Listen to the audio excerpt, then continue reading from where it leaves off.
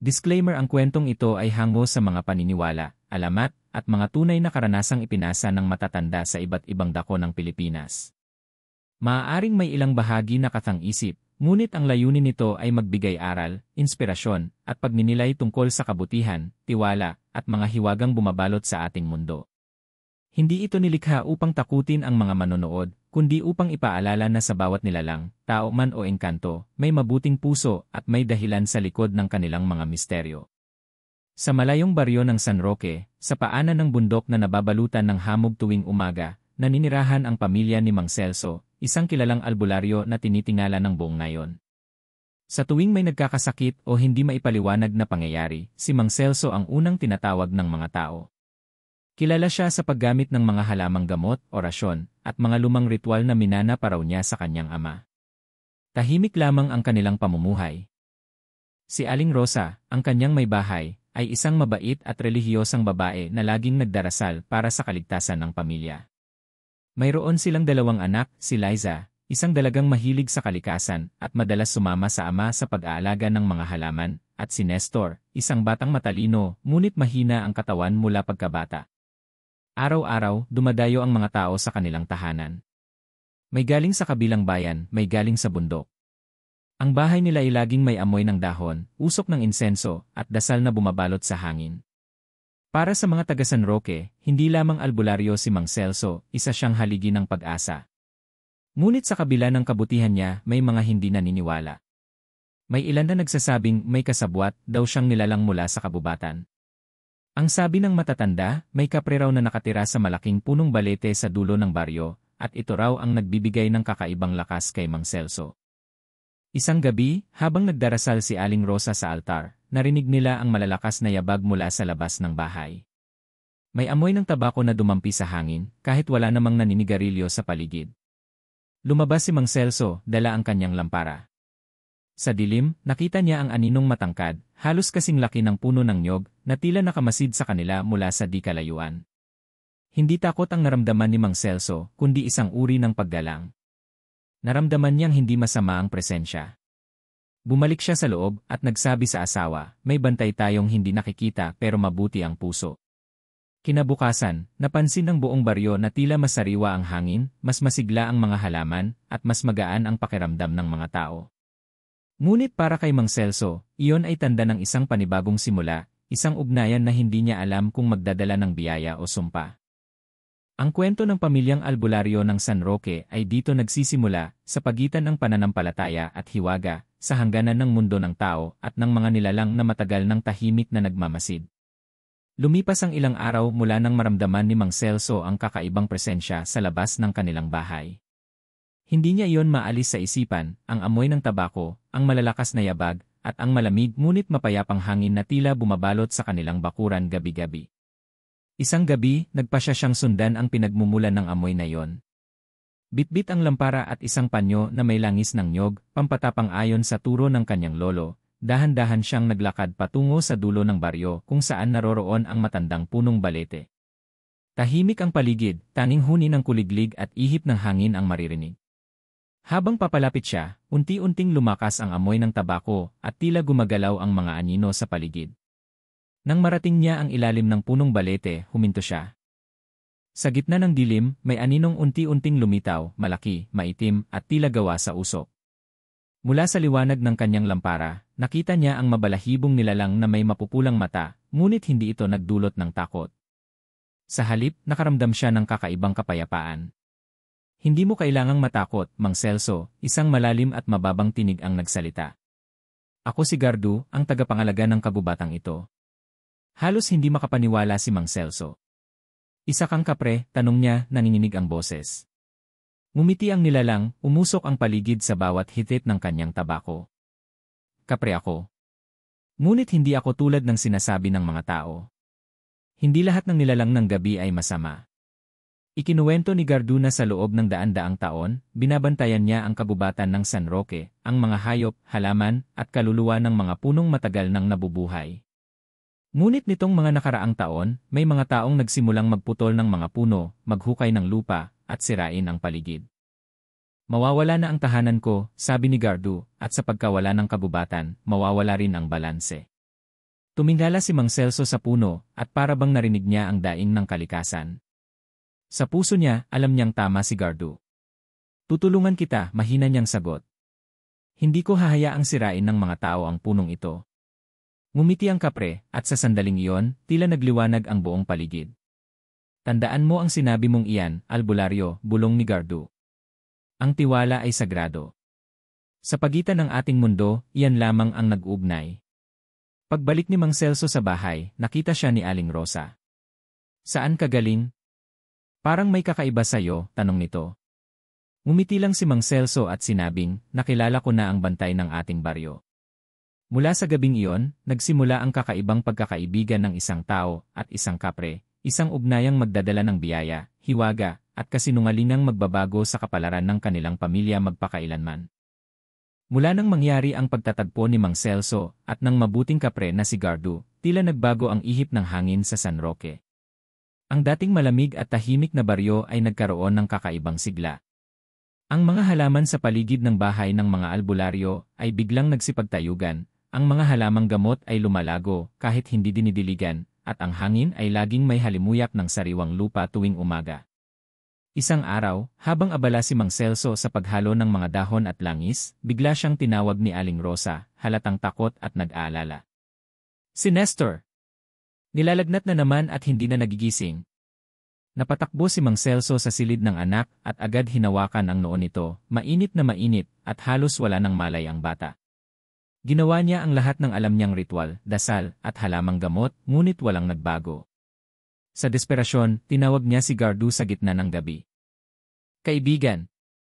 Kung naririnig mo ako, tulungan mo akong mailigtas ang aking anak. Sa pag-ihip ng malamig na hangin, biglang sumulpot ang usok ng tabako mula sa dilim. Mula roon, muling lumitaw si Gardu. Ang bata ay may sakit na hindi mo kayang gamutin, Mang Celso. Hindi ito galing sa katawan, ito ay galing sa kaluluwa. Nakita ko, may masamang espiritong sumusubok kunin ang kanyang buhay. Lumapit ang kapre sa bintana, at sa bawat buga ng kanyang tabako, tila may liwanag na pumapasok sa silid. Ilang sandali pa'y unti-unting bumalik ang kulay sa pisngi ni Nestor, at bumukas ang mga mata nito. Tatay, mahina nitong sabi bago muling makatulog ng payapa. Luha ang nagpasalamat si Mang Celso. Hindi ko makakalimutan ito, Gardu. Utang ko sa iyo ang buhay ng anak ko. Ngunit tumingin si Gardu sa kanya ng seryoso. Walang tulong na walang kapalit. Ang aking kabutihan ay nakatali sa tiwala at katapatan. Kapalit ng aking ginawa, nangangako ka bang hindi mo ako ipagkakanulo, anumang mangyari? Hindi nagdalawang isip si Mang Celso. Ipinapangako ko. Ngumiti ang kapre at nagsabing, mula ngayon, ang iyong pamilya ay aking babantayan. Ngunit tandaan, ang sinumang tumanggap ng tulong mula sa nilalang ng kagubatan ay may dala ring bigat ng pananagutan. Simula noon, biglang gumanda ang takbo ng buhay ng pamilya. Dumami ang mga pasyenteng nagpapagamot kay Mang Celso, ang ilan ay galing pa sa malalayong bayan. Ang kanilang maliit na bahay ay naging tahanan ng pag-asa. Ngunit sa likod ng lahat ng biyaya, may kakaibang pakiramdam si Aling Rosa, tila may mga matang nakamasid sa kanila tuwing gabi, at may mga bulong na naririnig sa hangin. Hindi niya alam na ang kabutihang ipinagkaloob sa kanila ay may kasamang lihim na kapalit, isang pangakong kapag nabali, magbubukas ng pintuan sa kapahamakan. Makalipas ang ilang buwan, tila mas naging masagana ang baryo ng San Roque. Dumami ang mga ani, naging mas malusog ang mga hayop, at halos lahat ng may sakit ay gumagaling sa tulong ni Mang Celso. Ngunit sa bawat liwanag, laging may aninong sumusunod, at unti-unti, ang mga kakaibang pangyayari ay nagsimulang magparamdam. Isang gabi, may marahas na pagkatok sa pinto ni Mang Celso. Si Mang Pedro, kapitbahay nilang magsasaka, ay humahangos at pawis na pawis. Celso! Nawawala ang 2 kalabaw ko. Walang bakas, walang dugo, parang naglaho lang sa lupa. Nilapitan ito ni Mang Celso at sinabing, bukas, titignan ko ang lugar. Baka may nilalang lang na gumagala sa gabi. Ngunit napansin niya ang takot sa mga mata ni Mang Pedro. Hindi basta nilalang yon, anito. May nakita akong anino, malaki, matangkad, naninigarilyo ng tabako. Dahil dito, kumalat ang balita sa buong baryo. Ang kapre ng balete. Gumagalaw na naman, sigaw ng ilan. Ang iba na may nagsabing, baka may tinatago si Mang Celso. Paano kung siya ang dahilan kung bakit walang tumatagal na gabi sa San Roque? Habang lumalalim ang gabi, dumami ang mga kwento ng kababalaghan, mga batang nagkakasakit ng walang dahilan, mga asong tahol ng tahol sa dilim, at mga aninong dumaraan sa tapat ng bahay tuwing madaling araw. Maging si Aling Rosa ay nakaramdam ng takot. Celso, baka may kinalaman ito sa kapre, sabi niya isang gabi. Baka hindi natin dapat tinanggap ang tulong niya. Ngunit matatag ang sagot ni Mang Celso. Hindi siya masama. Hindi siya tulad ng iniisip ng mga tao. Baka sinusubok lang tayo. Subalit hindi naniwala ang mga taga-baryo. Dumating ang kapitan, kasama ang ilang mga kalalakihang armado ng baril at sulo. Mang Celso, sabi ng kapitan, nabalitaan naming ikaw ang huling nakitang pumunta sa punong balete. May mga testigo. Sabihin mo sa amin ang totoo, may kasabwat ka bang nilalang? Tahimik si Mang Celso. Alam niyang kung ipagtatanggol niya si Gardu, lalong masisira ang tiwala ng mga tao sa kanya. Ngunit kung mananahimik siya, baka mapahamak ang kapre. Ang bigat ng desisyon ay bumalot sa kanyang dibdib. Kinagabihan, narinig ni Mang Celso ang tinig ni Gardu sa hangin. Kaibigan ng mga tao'y may takot sa hindi nila nauunawaan. Ngunit huwag mong hayaang sirain ng takot ang ating tiwala. Ngunit paano kung ang tiwala ay mapalitan ng pangamba? Paano kung ang kabutihan ay mapagkamalang kasamaan? Sa pagdaan ng mga araw, lalo pang lumaki ang galit ng mga tao. Hanggang sa isang gabi, may mga pumunta sa bahay ni Mang Celso, dala ang apoy, dala ang galit. At doon nagsimula ang sigalot na magpapabago sa kasaysayan ng San Roque at sa kapalaran ng pamilyang Albularyo. Ang gabi ay tahimik, ngunit puno ng tensyon. Sa labas ng bahay ni Mang Celso, naroon ang halos buong baryo, may mga dala silang sulo, baril, at mga itak. Ang ilan ay nagdadasal, ang iba'y sumisigaw ng galit. Ipakita mo sa amin ang halimaw na tinatago mo, Celso, sigaw ng isang lalaki. Tama na ang panlilinlang mo sa amin. Lumabas si Mang Celso sa harap ng pinto, hawak ang rosaryo. Mga kababayan, pakiusap niya, wala akong tinatagong halimaw. Ang punong balete ay banal na lugar, hindi dapat sirain. Ngunit hindi siya pinakinggan. Lumapit ang kapitan, mariing tumingin sa kanya. Kung wala kang itinatago, samahan mo kami. Dadalhin natin ang mga tao roon sa balete para matapos na ang lahat. Nanginig si Mang Celso. Sa loob-loob niya, naramdaman niya ang takot, hindi para sa sarili, kundi para kay Gardu, ang nilalang na minsang nagligtas sa kanyang anak. Kaibigan, bulong niya sa hangin, patawarin mo ako. At dinala nga siya ng mga tao sa puno ng balete sa dulo ng kagubatan. Ang gabi madilim at ang hangin ay tila nagbabala ng sakuna. Pagdating nila roon, tahimik ang lahat. Tanging amoy ng tabako ang lumaganap sa paligid, isang pamilyar na amoy na nagdulot ng kilabot sa karamihan. Mula sa anino ng mga sanga, unti-unting lumitaw si Gardu. Ang kanyang mga matay mapupula, ngunit hindi galit ang laman, kundi kalungkutan. Celso, anya sa mababang tinig, akala ko'y magkaibigan tayo. Tumulo ang luha ni Mang Celso. Patawarin mo ako, Gardu. Wala akong magawa, pinilit nila ako. Ngunit bago pa man siya makapagsalita pa, isa sa mga kalalakihan ang bumaril. Isang malakas na putok ang umalingaw-ngaw at tumama ang bala sa dibdib ng kapre. Umungol si Gardu at yumanig ang lupa sa lakas ng kanyang galit at sakit. Sinunog ng mga tao ang punong balete at sa gitna ng apoy, unti-unting naglaho ang anino ng mabuting kapre. Habang bumabagsak ang mga abo, narinig ni Mang Celso ang huling tinig ni Gardu, malungkot, ngunit puno ng pighati. Tandaan mo, Celso, ang pagtitiwala ay sagrado. At ang dugo ay maniningil. Nang tuluyang mamatay ang apoy, nagmistulang abo ang lahat ng sanga at ugat. Ngunit sa hangin, may natirang amoy ng tabako, mabigat, malamig, at parang nagbabadya ng sumpa. Umuwi si Mang Celso na tuliro, walang imik, at tila nawalan ng kaluluwa. Si Aling Rosa ay napaiyak sa takot at awa. Anong ginawa mo, Celso? Anong ginawa mo? Hindi siya sumagot. Tumingala siya sa langit at naramdaman ang bigat ng kasalanan. Sa kanyang isipan, paulit-ulit na umuukit ang tinig ni Gardu, ang dugo ay maniningil, at mula sa gabing iyon, nagsimula ang pagbagsak ng pamilyang Albularyo, isang sumpang mula sa pusong nasaktan ng nilalang na minsan niyang tinawag na kaibigan. Mula nang masunog ang punong balete, tila nagbago ang kulay ng buong baryo ng San Roque. Ang dating sariwang hangin ay napalitan ng mabigat na amoy ng usok at tuyong lupa. Wala nang naririnig na huni ng ibon tuwing umaga, at kahit ang mga hayop ay tila naglaho.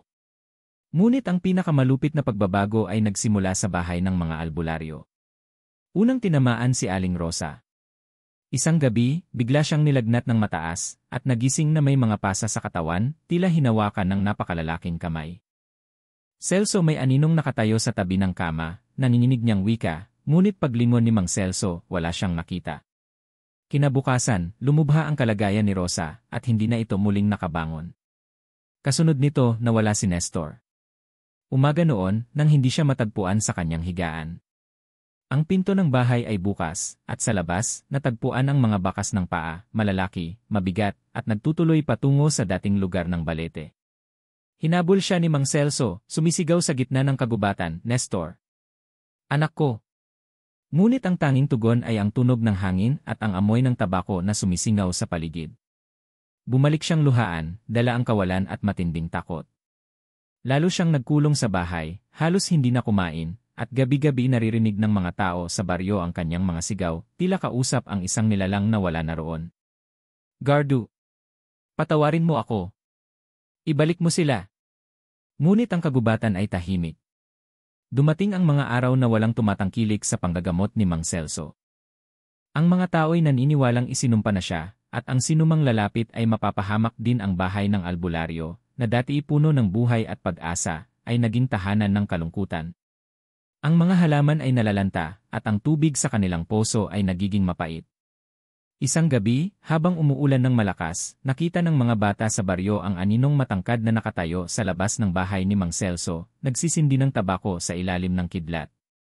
Ang mga mata nito ay nagliliwanag sa dilim, at ang usok ay umaabot sa bubong. Kinabukasan, natagpuan nilang bukas ang pinto ni Mang Celso, ngunit wala na siyang bakas. Sa mesa, may naiwan siyang sulat, basang-basa ng ulan at luha. Ang tiwala ay dapat iningatan, sapagkat kapag ito'y nilapastangan, pati kaluluwa ay babawiin. Patawad, Gardu. Patawad sa lahat. Mula noon, walang nakakita pa kay Mang Celso. Ngunit sa tuwing dumarating ang gabi ng malakas na ulan, sinasabi ng mga matatanda na may amoy ng tabako na muling lumalaganap sa hangin, at may aninong nakatayo sa dulo ng baryo, tila isang albularyong naghihintay ng kapatawaran. Ang sumpa ay nagpatuloy sa dugo ng kanyang pamilya, isang kapalarang hindi pa natatapos.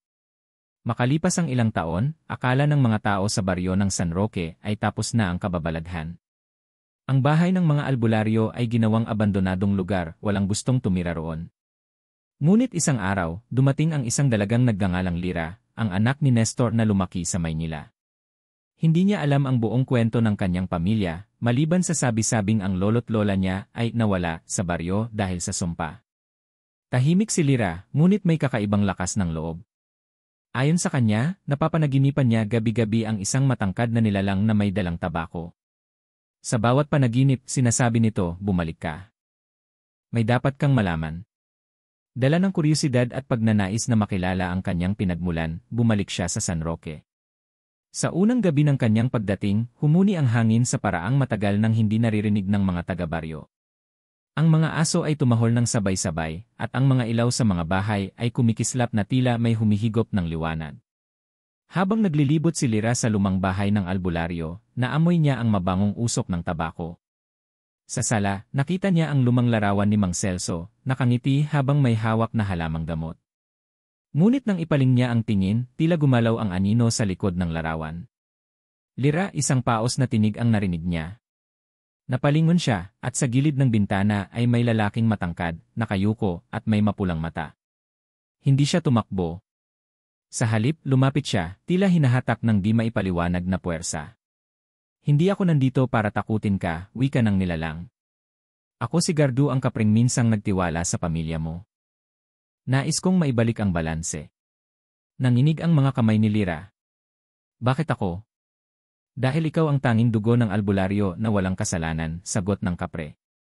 Ngunit ang sumpa ay nananatili. "Kailangan mong pumili, bawiin ang tiwala o ibalik ang dangal ng inyong lahi." Sa isang iglap, nagdilim ang paligid. Sa kanyang harapan, nakita ni Lira ang mga anino ni Mang Celso, Aling Rosa, at Nestor, lahat ay nakatali sa mga ugat ng lumang balete sa gitna ng kagubatan. Ang mga mata nila ay pawang humihingi ng tulong. Lumuhod si Lira, umiiyak. "Ano nang dapat kong gawin?" "Patawarin mo kami," mahinang wika ni Mang Celso. At tanggapin mo ang alok ni Gardu. Ibinigay ng kapre kay Lira ang isang maliit na banga na gawa sa abo ng balete. Ito ang sisimbolo ng tiwala.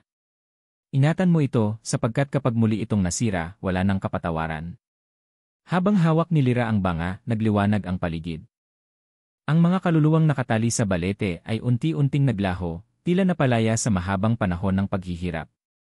Ngunit sa hangin, nanatiling umaalingasaw ang amoy ng tabako, paalala na ang kapre ay naroroon pa rin, nagbabantay. Mula nang tanggapin ni Lira ang banga ng abo, nagbago ang ihip ng hangin sa baryo ng San Roque. Ang mga tao ay biglang naging mahinahon, ang mga hayop ay muling nagsigla, at ang lumang punong balete ay tila muling nabuhay. Ngunit sa gitna ng katahimikan, naramdaman ni Lira na may natitirang dilim, isang aninong hindi pa tuluyang nawawala. Isang gabi, habang pinagmamasdan niya ang banga, napansin niyang unti-unti itong nagbibitak. Sa bawat bitak, may lumalabas na itim na usok. Nang hawakan niya ito, biglang lumamig ang paligid, at narinig niya ang isang tinig na pamilyar ngunit puno ng galit. Lira, hindi pa tapos ang kasunduan. Ang dugo ng albularyo ay may kapalit. Tumindig ang balahibo ni Lira. Mula sa likuran ng balete, lumitaw ang isang nilalang na mas malaki pa sa karaniwang kapre, ang itim na anino ng mga taong minsang nagkasala sa kapre. Ito ang bunga ng takot, galit, at kasinungalingang bumalot sa baryo noon. Hindi ka tunay na kapre, sabi ni Lira, nanginginig ngunit matatag. Ako ang nilimot nilang takot, sagot ng anino. At ikaw, Lira, ang magiging tulay upang mabuhay akong muli. Sa sandaling iyon, sumiklab ang apoy sa paligid. Ang punong balete ay tila umiyak ng dagta, at ang lupa ay yumanig. Hawak ni Lira ang banga at narinig niya ang tinig ni Gardu sa hangin, Lira, oras na. Alalahanin mo, ang tiwala ay hindi sinusukat sa takot, kundi sa kabutihang di humihingi ng kapalit. Itinaas ni Lira ang banga at buong lakas itong binasag sa lupa. Sa pagputok ng abo, sumiklab ang liwanag na parang araw. Ang anino ay sumigaw, tila nasusunog sa liwanag ng katotohanan. Ang buong baryo ay nagliwanag, at sa unang pagkakataon matapos ang maraming taon, nawala ang dilim sa paligid ng San Roque. Nang matapos ang lahat, nakakita si Lira ng isang malaking anyo sa gilid ng kagubatan, si Gardu, nakaupo sa ilalim ng punong balete, nakangiti. Salamat Lira, sabi niya. Ang iyong pamilya ay muling pinarangalan. Ang tiwala na minsang nawala, ngayon ay ibinalik mo. Ngumiti si Lira habang bumubukang liwayway. Hindi ko nagawa iyon mag-isa. Tinulungan mo rin ako. Hindi, anak, tugon ng kapre. Tinulungan mo ang sarili mo. At yan ang tunay na himala ng tao. Pagkaraan ng ilang sandali, naglaho si Gardu sa liwanag ng umaga, iniwan ang banga na ngayoy puno ng bulaklak ng balete. Mula noon, ang baryo ng San Roque ay muling umunlad. Si Lira ay nanatili bilang bagong albularyo, ginagabayan ng mga aral ng kanyang lolo at ng mabuting kapre. Tuwing gabi, naaamoy pa rin niya ang bahagyang usok ng tabako, paalala na may mga nilalang na patuloy na nagbabantay, basta't marunong kang maniwala. At doon nagtapos ang kwento ng pamilyang albularyo at ng mabuting kapre, isang alamat ng tiwala, kabutihan, at kapatawaran. 2.